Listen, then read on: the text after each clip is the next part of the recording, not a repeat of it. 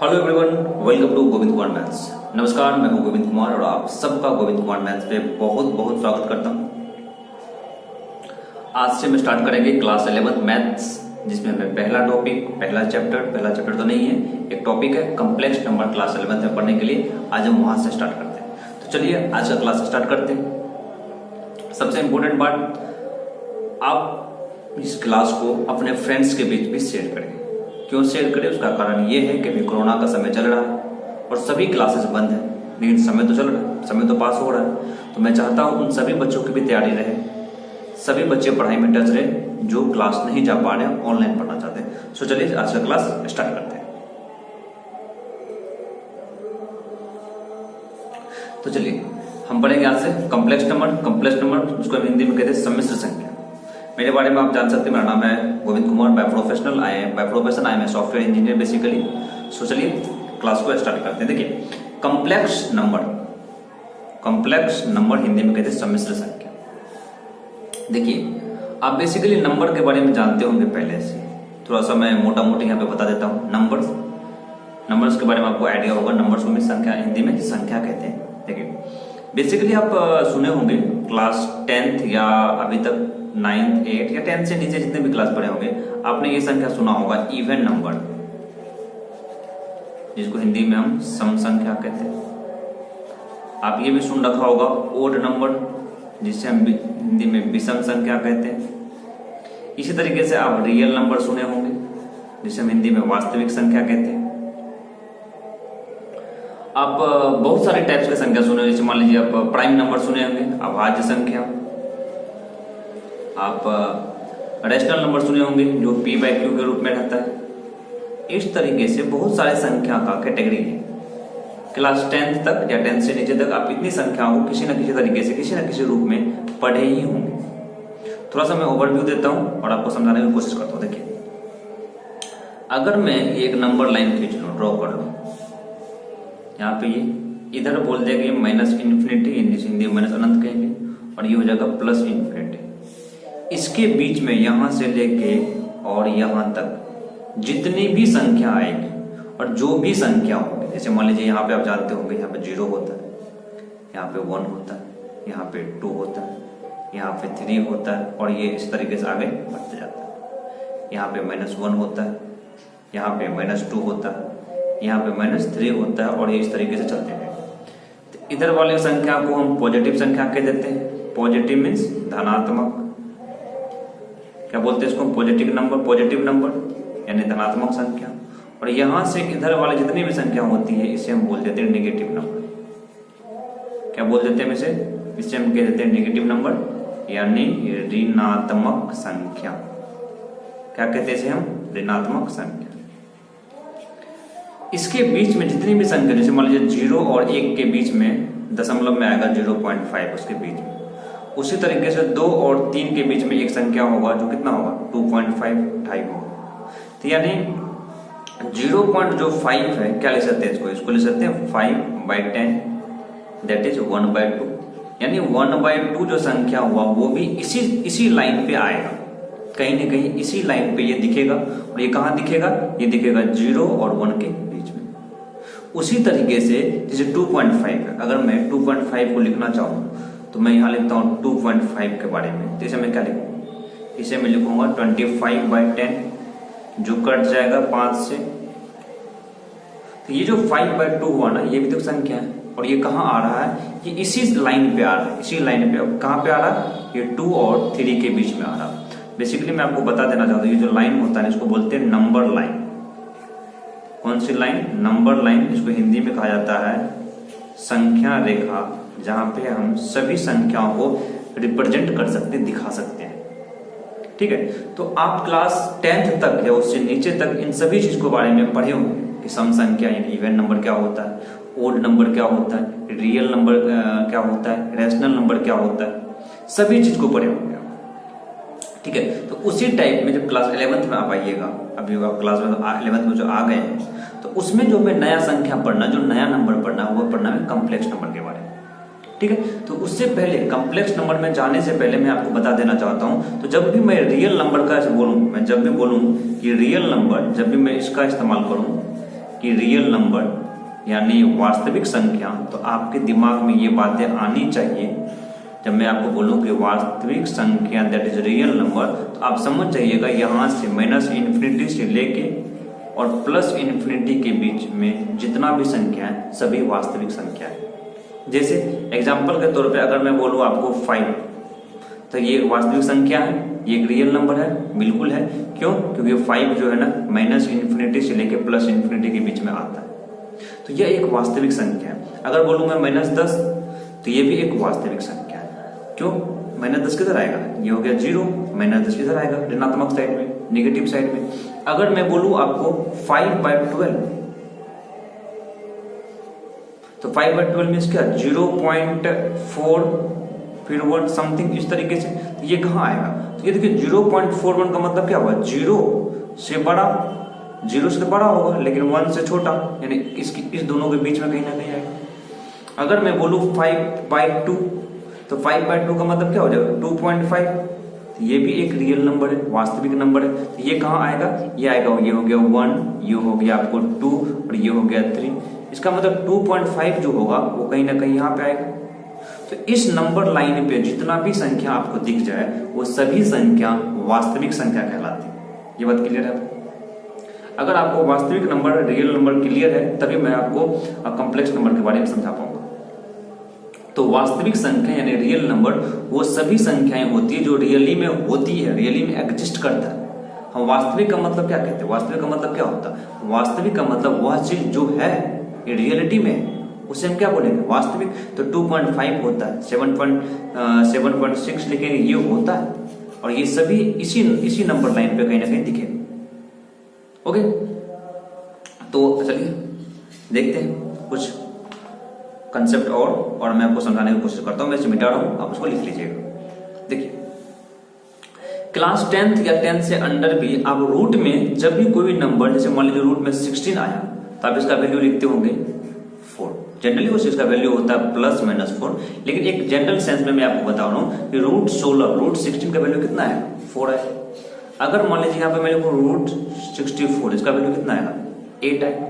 अगर मैं यहाँ पे लिख दूं रूट 18, तो ये दो नहीं टूटे, सॉरी रूट में क्या लिख रहा हूं मैं? रूट 18, तो इसका वैल्यू कितना आएगा? तो रूट 18 को ऐसे सॉल्व कर लेंगे, 2 से 2 9 जा, फिर 3 से 3 3, तो रूट 18 को मैं क्या ले सकता हूँ?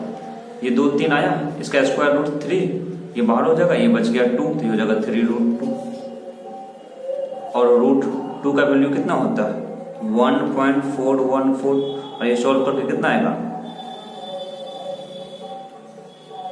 ये, और ये देखिए 4.242, ये भी कहीं ना कहीं आपको कॉम्प्लेक्स जो नंबर लाइन था 0 1 2 3 एंड 4, उससे आगे ये 5 उसी के कहीं ना कहीं बीच में आएगा। तो ये भी एक वास्तविक संख्या हो गई।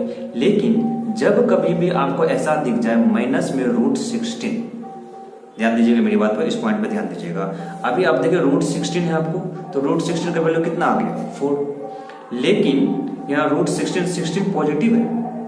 क्लास 10th या 10 से नीचे 8 9 में आपको रूट में केवल और केवल प्लस वैल्यू आया होगा, लेकिन जब कभी भी रूट में माइनस वैल्यू आता है तो फिर यहाँ पे मामला फंस जाता है कि इसका वैल्यू क्या होगा। अब देखिए मेरी बात को ध्यान समझिएगा। अब हमको ये बताइए, क्या रूट 16 को मैं ऐसा ले सकता हूँ? अंडर रूट -16 को -1 × 16, -1 × 16, तो 16 ही हो जाएगा। चलिए इसको मैं अलग अलग कर सकता हूँ, -1 × रूट 16। देखिए अगर आप नहीं जानते हैं तो इस बात को याद रखिए कि जब कोई भी चीज रूट में इस तरीके से मल्टीप्लीकेशन में हो तो मैं उसे अलग अलग कर सकता हूँ, रूट a × रूट b। तो उसी तरीके से -1 × 16 को मैं अलग अलग कर दिया, ये कितना हो गया? -1 रूट में × 16, इसको रहने दीजिए। -1 × रूट 16 का वैल्यू कितना होता है? 4, वैसे +-4 होता है, तो ये अब हो जाएगा 4 × रूट -1। ये जो रूट -1 है ना, इसका कुछ वैल्यू नहीं होता, और अभी तक इसका वैल्यू क्या होगा एग्जैक्टली में क्या होगा किसी को नहीं पता है, अभी तक इसे नहीं निकाला गया। तो इसे क्या किया गया? एज्यूम कर लिया गया, लेकिन कैलकुलेशन करने के लिए, सॉल्व करने के लिए ऐसा नहीं हो कि 4 × यहाँ पे आगे हम रुक जाए और इससे आगे क्या होगा। तो जब हम किसी चीज को नहीं जानते कुछ ना कुछ एज्यूम कर लिया जाता है। तो इस वैल्यू को एक्चुअली में इसको 4 इंटू ये जो अंडर रूट -1 दिख रहा है इसको माना गया आई। क्या माना गया इसको? आई। इसको कहते हैं आयोटा, इसका पूरा नाम है आयोटा। क्या कहते हैं इसको? आयोटा। मैं इसको आगे में डिटेल से बताऊंगा क्या कहते हैं इसको हम, आयोटा। तो रूट अंडर -1 का वैल्यू क्या माना गया? आई, यानी आई का वैल्यू कितना माना गया है?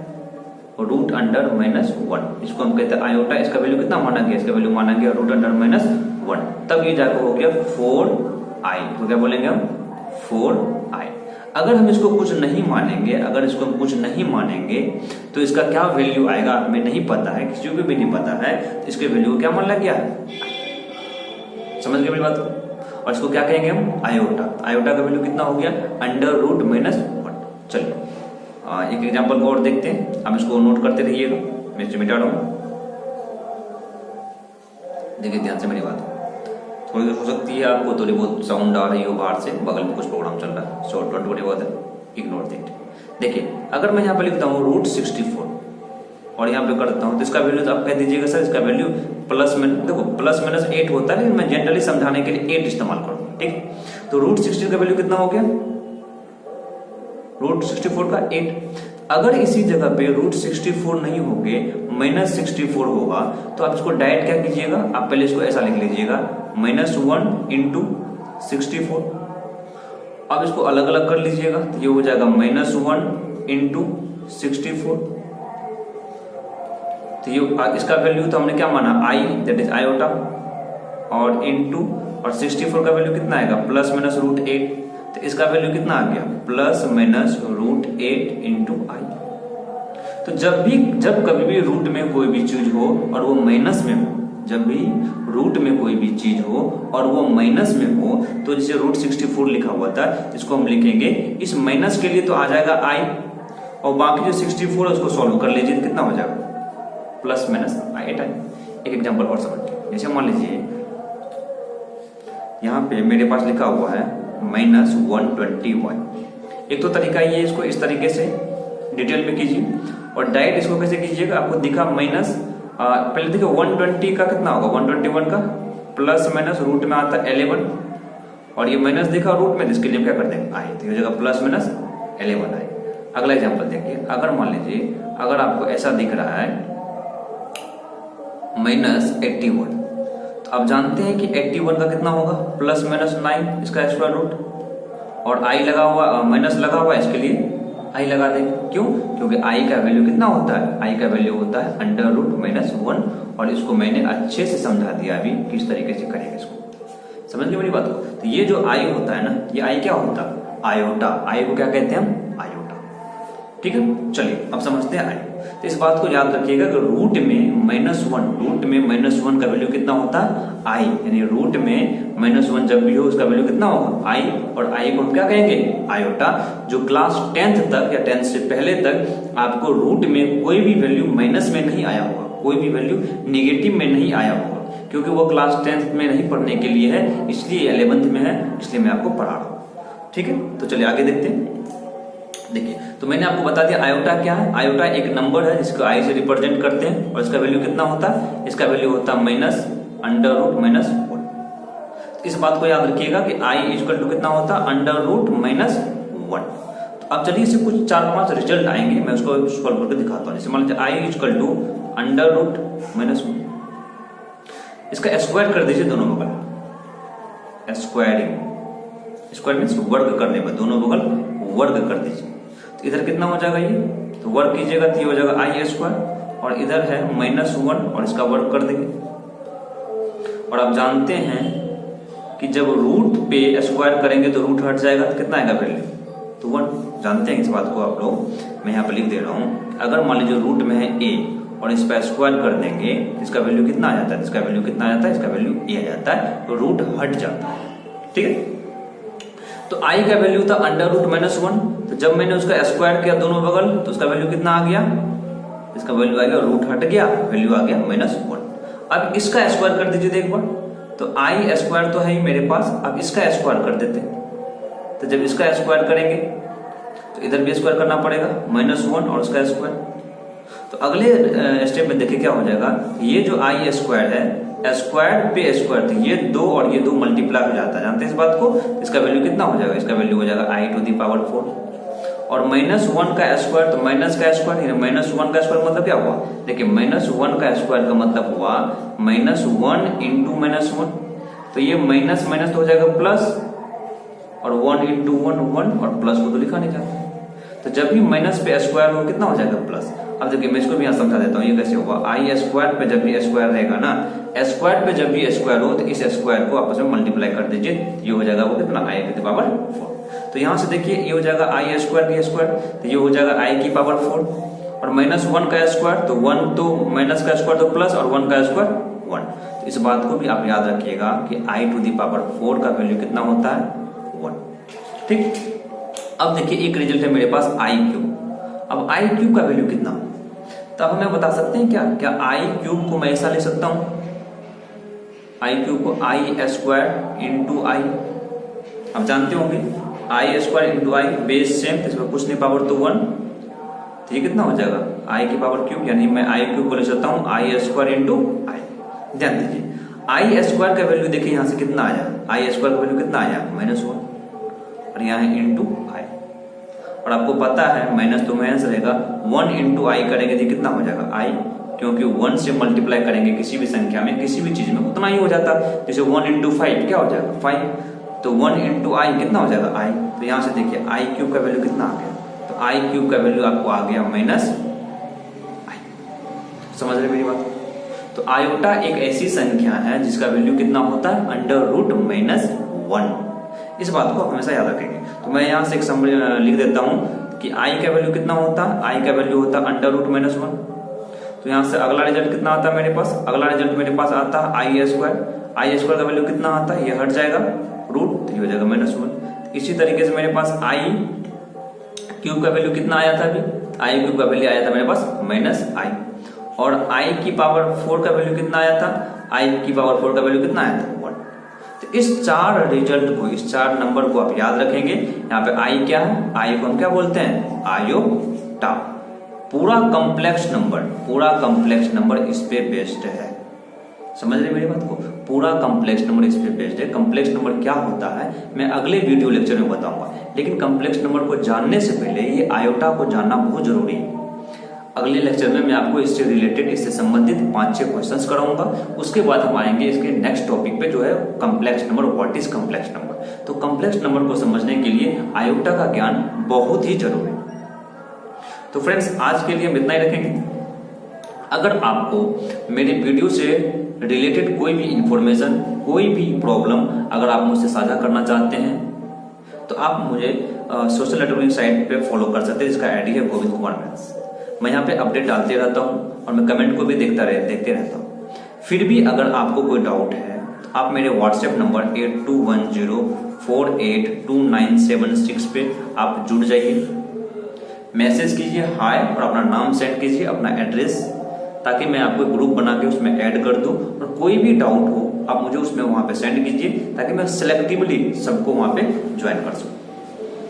सबसे इंपॉर्टेंट बात, आपको एक एनसीईआरटी का बुक रखना है, ज्यादा कुछ नहीं करना। बेसिकली क्लास 11th के लिए एक एनसीईआरटी का बुक रखना है, बेसिक एनसीईआरटी। उसके अलावा आप कोई भी बुक रखें उससे कोई फर्क नहीं पड़ता, क्योंकि कंसेप्ट मेरा रहेगा और सवाल आपका रहेगा। लेकिन एक बेसिक बुक रखे एनसीईआरटी का, मैं रिकमेंड करूंगा आपको एनसीईआरटी का एक बुक रखे और वहां से क्वेश्चन को बनाना स्टार्ट करें। ठीक है फ्रेंड्स, तो मैं आज का क्लास एंड कर रहा हूं। किसी भी तरह का डाउट हो आप हमसे पूछ सकते हैं। तो फ्रेंड्स आज के लिए इतना ही, थैंक यू।